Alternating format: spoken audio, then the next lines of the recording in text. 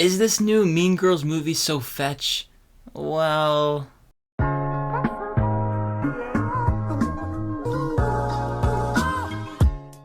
the big selling point for me of this musical adaptation, remake so to speak, of this movie was the fact that it of course is a musical. There's going to be musical numbers. This is of course a semi-adaptation of the Broadway musical run and also the original 2004 movie. And I was excited to see how musical numbers would fit into the Mean Girls story because I'm of course a fan of the original movie. It's a classic for many reasons. But the big question is, does this movie really compare to the 2004 movie? And I don't really think so.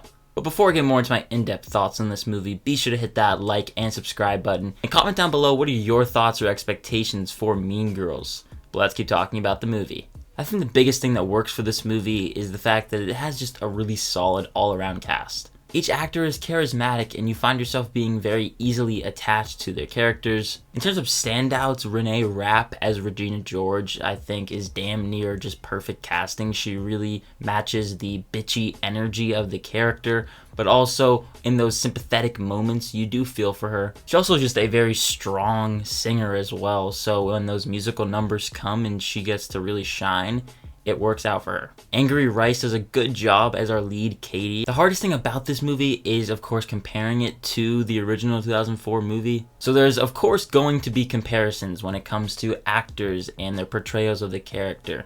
Does Angourie do a good job when comparing her to Lindsay Lohan? Yeah, and I guess that's all you can really ask for. And I also just thoroughly enjoyed Jaquel Spivey as Damien, Alii Carvalho as Janice, and Avantika as Karen. Those three side characters were the standouts. They had probably the funniest moments. But especially Janice and Damien, that's a pairing that you really need to get right. And I do think they did a good job with this one in terms of casting. When it comes to the comedy, there are moments that are a bit too cringe. I do feel like the original movie had some moments of cringe as well. Although, bonus points for a iCarly reference. I did enjoy that. When you get down to the music and the musical numbers, it didn't really impress me though. There's not one song that I'm still singing in my head. There's not one song that I immediately want to go add to my rotating playlist. That's the real kicker for me when I watch a musical. If I find a song that I immediately want to just listen to for the following days, weeks, months, however long, when the movie's soundtrack has that, you know it's a good musical.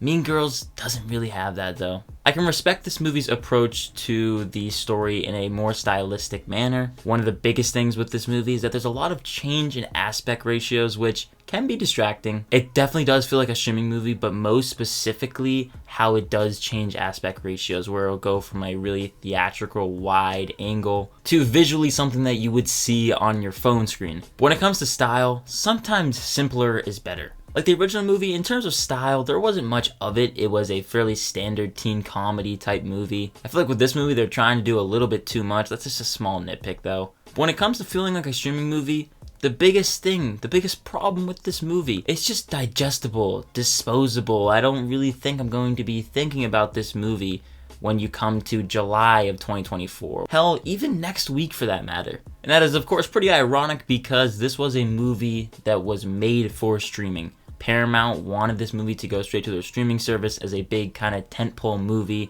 to advertise their streaming service.